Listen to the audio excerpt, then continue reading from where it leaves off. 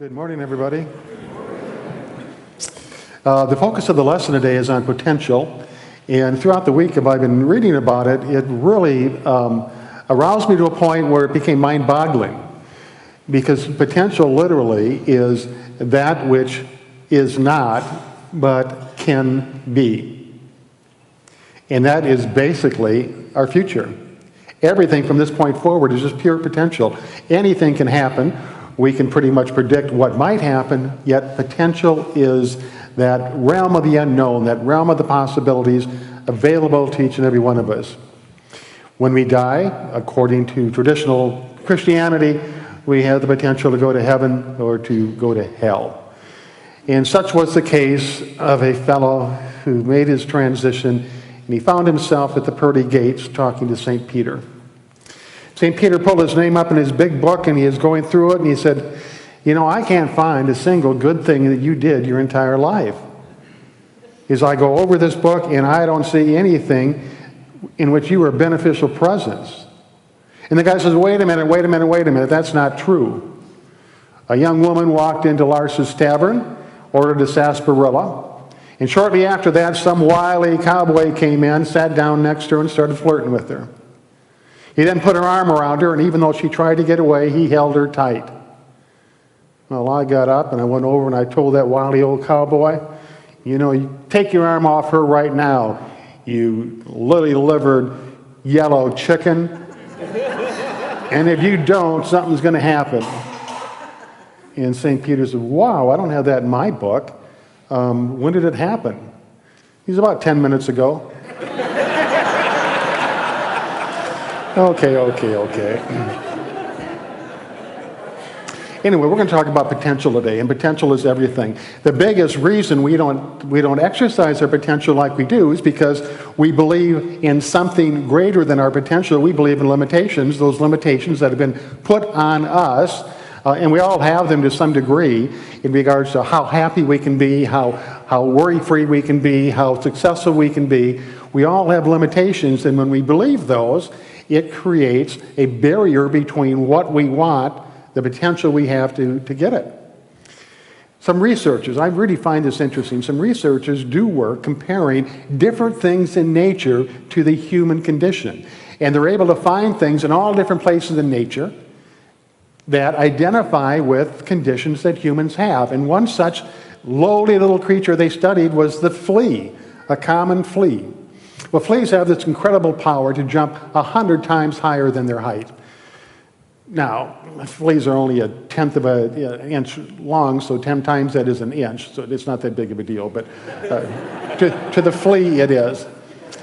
So they wanted to see what they could do to limit the flea from jumping. So they put them all in a jar, and they put holes in the lid so they could get air. And the fleas were in there, and they started jumping, and they screwed the cap on. They kept jumping, hitting the cap. They never stopped jumping. So finally, they took the cap off, and the fleas kept jumping, except they only jumped to that point where the lid was. And even with the lid off now, they could clearly jump out of the jar. They didn't, because they had accepted that limitation. And that's where they continued to jump to. Now, in this article that I read, they said the same thing with human beings. We have the ability to live life much, much more than we're living it. We have the ability, or the potential, I should say, to be happier, to have greater experiences of joy in life. But because our upbringing, or the traditional thoughts that were passed down to us, limit us, we remain in that jar, so to speak, just jumping to the point that we were told we could jump to. Now, one of my favorite stories is about a young gal, and she was born in a very, very poor area of Nashville, Tennessee. Her house was on the end of a dead-end road. Her and her 3 sisters, mom and dad, all lived in this little house that was 500 square feet.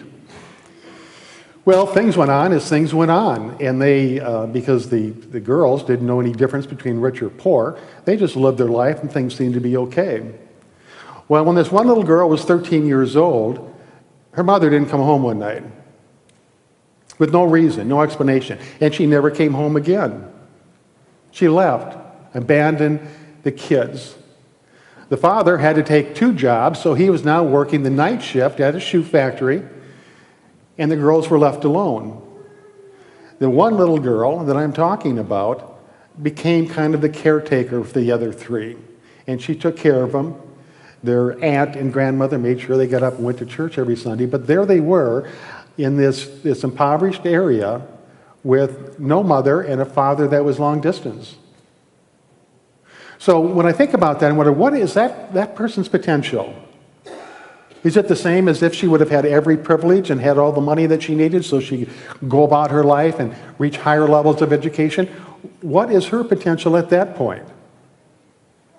Well, this person that I'm talking about went on to get out of the house, go to college, and she ended up, after years and years and years of hard work, as the Chief Executive Officer of Worldwide Ministries, which is, she's the one that oversees every single ministry in the world that's of a unity affiliation. That same little girl. So I don't understand how that happens. How do some people overcome the limitations and move beyond all the barriers that are put in front of them and told you can't do this or you can't do that? How do they break through and go on to continue whatever their heart desires? So this morning I'm going to have Donna Johnson, the person I'm talking about, come forward and explain to us a little bit what her secret is or what principles she follows to allow herself to be fully actualized, so to speak, and really draw on her potential without having to be confined or restrained. Donna, would you come forward, please?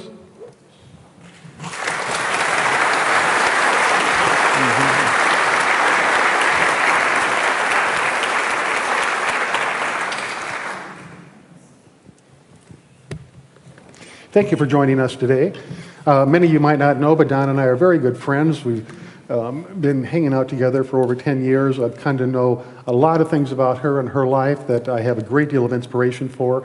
And she's come to know a lot of things about my life that she's a little shaky about. But we're working on it. So Donna, from your background, if most people met you back when you were 5, 6, 7, 8 years old or whatever, they would think this poor little girl, she's not going anywhere. She can be just like the rest of us that live in this area, just like the rest of her family or her kinfolk. How did you manage to move out of that and do all the things that you've done? It's just amazing to me. Well, thank you, Duke, and it's amazing to me too. Really, trust me, very amazing. No one does this alone, and no one is ever really alone. If you're here, all the rest of us are here with you, right? Correct. On the earth. I had people who believed in me. My teachers, some of my family, my grandparents, aunts and uncles, who encouraged me. I did not believe that there was anything wrong with me. I did not believe I was a sinner. I never bought that. I never bought that perspective. I thought, well, what have I done? I haven't done anything wrong. I really, truly believed what I was taught. Religiously speaking, as a child, I grew up in the Methodist Church, and I took those teachings to heart. Love one another, forgive, all those things. I really did. As far as what went on in my then dysfunctional family's life, it was challenging, to say the least. The neighborhood I lived in was challenging. There were a lot of people who were less than righteous, moral, and ethical that impacted me. Nonetheless, what inspired me the most truly was, early on, having the faith in God, that I was here for a reason, and that would be made known if I just suit up, show up forgive and let go, and keep moving forward. Well, I understand. Growing up, there's money shortages, naturally. You were somewhat impoverished. They would turn the water off, the electricity off, and the living conditions weren't great, and it was you and the three sisters. But what I've noticed in you, and we've been together maybe 15 years as very good friends, is that you don't seem to step back. It's like when you were called to this position, I remember there's some hesitation on everybody's part because you hadn't filled that kind of a role. But you didn't step back and say, well, let somebody else do it. You just stepped back and say, well, I can't do this. And you kept stepping forward, even though you had no idea where you're going. You had no idea what the job would entail. You had no idea the future headaches and backaches that you're going to experience simply because you're trying to manage 1,000 ministers, which is 10 times worse than managing 1,000 cats. Let me tell you that. they're a wild and woolly bunch, and for you to manage that is just amazing. But I think the biggest thing that I've learned from you is you always attribute it to other people. There are always people there that believed in you and that encouraged you, people that didn't even know you very well, didn't know your background, but they were there. And there had to be something in you, that some desire that was expressed that made them think, this is where I can help. And that might be an objective for each and every one of us, to help other people draw their potential out. Even they say when Jesus healed, he didn't really heal. When he put his hands on people, he didn't heal them, but what he did is he instilled within them a sense of confidence to draw on their upper potential. He told the fellow that had been sitting by the healing pool for years and years and years, who wanted to walk, but he couldn't because he had excuses. Too many people in the pool, or nobody will help me, or this and that. And he said, you want to walk? And the guy said, yeah. He said, get up and walk. And the guy did. He just needed somebody else to experience confidence in him to overcome whatever limitations they were experiencing. Yes, and because I believed in the spiritual principles of compassion, forgiveness, and those fundamental teachings of Jesus, I decided to go into psychology when I was in college because I had to find a way to love these nut jobs. You know what I mean? I had to understand why people behave the way they do so that I could not take it personally, not feel like I'm a victim, not feel like people are intentionally doing something to me. So I went into psychology for that very reason, so I could find a way to love my family and to love those people that were so difficult to love. And it was many years after that that I was exposed to Unity. And truly, it was Unity who took it a step deeper into the spiritual realm, a much deeper experience of who am I and why am I here? And it's through the spiritual principles that I have learned through Unity that I have reframed my world. I've reframed my world entirely. And who I am is not dependent on what I do. It's not dependent at all in terms of my position, in terms of my career. When I say what I do, I'm here to be the channel of expression for the divine presence. And that takes trusting that presence. It takes listening to that presence. And it takes the courage to respond to that presence when you are being guided, when I am being guided, even though I don't know what it's about. But it's always about the greater good manifesting. So here I am, President and CEO for Unity Worldwide Ministries. If you think for 1 minute I set that as a goal at some point in my life, that's not true. I just simply said yes, and we'll do the next indicated thing. And through this service, which I'm just about to enter my 8th year in this year, I have grown tremendously. I have learned a lot, and the blessings I have received continue. Mm-hmm. Thank you. One of the greatest things I've learned from you, you use the illustration of people who are very cantankerous and obstinate and belligerent showing up in your life, the grumps of the world. And you were wondering why they kept showing up in your life, and you took the responsibility for that. If that's just somebody living their life, that's part of our diversity. And those people that don't seem to be happy or that seem to be highly critical, but that's just them. And labeling them a grump or belligerent or irascible or whatever is simply you labeling them and making that in your mind what they really are. But in essence, they're just another person on this planet living their life. Yes, and one of the things that I truly enjoy is my human experience. So don't think for a minute I can't be a grump. Don't think for a minute that I can't say and get off into my human experience of complaining about other people or complaining about situations. My job is to wake up to that and say, okay, thanks for letting me share. And then come back, let it go, release it, and let it go. To practice that, being authentically who you are, but knowing that who you are is a spiritual being having a human experience, as Teilhard de Chardin teaches and said. In closing, the last thing I'd like to bring up is the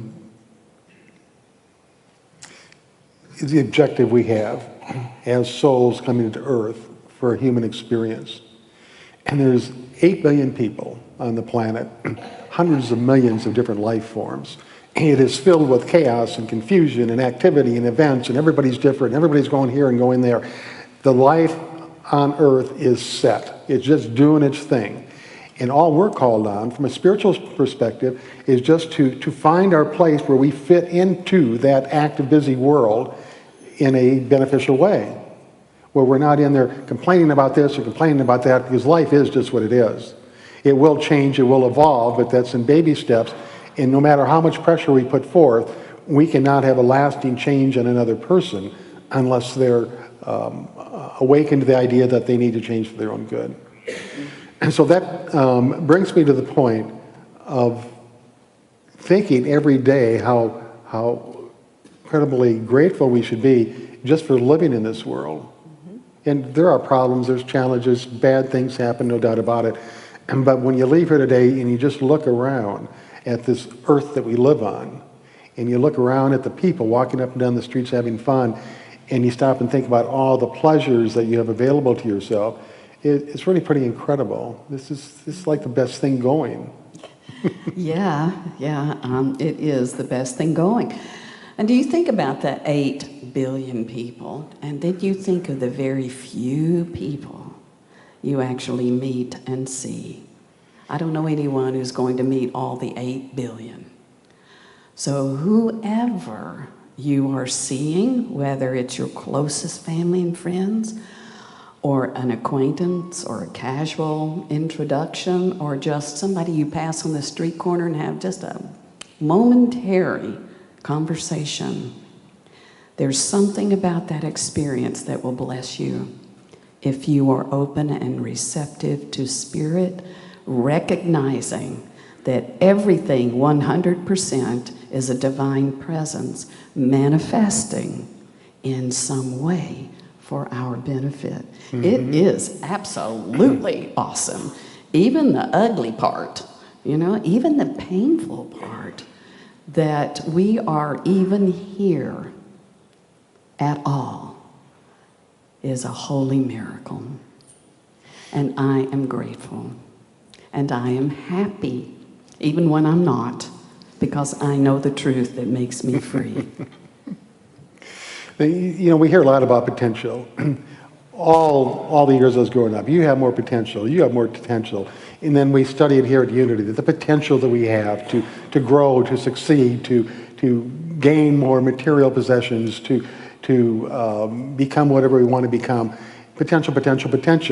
And that's always good because some of us have limitations that keep us from pursuing that. But even though the lid is taken off, we still don't pursue it for one reason or another. If there was one simple thing that I believe that each and every one of us could utilize our potential for, going forward from this moment, it would be to worry less, have less fears, have less anxieties. I mean, we're living 8 billion people on the earth, and the earth is nervous with human energy. They say 70% of people say that they've had a very high stress position in their occupation. 1/3 of them say they plan on burning out sometime in the next year. It's just incredible. The emotional, physical ailments like ulcers and heart disease and nervous break, all that stuff is steadily increasing.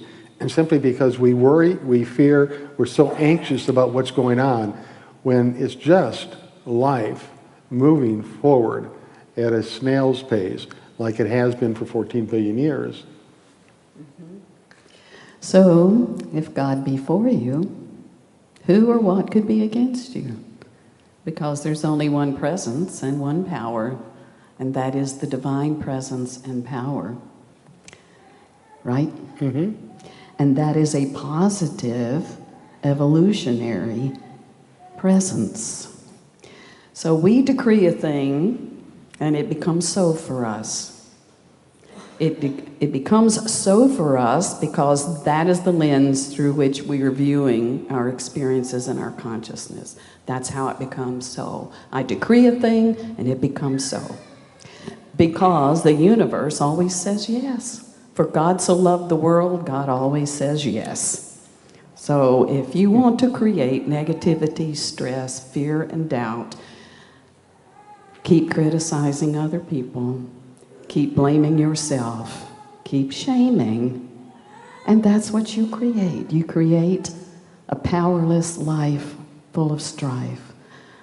But if you just peace, be still, take a breath, remind yourself that if God is for you, God is you.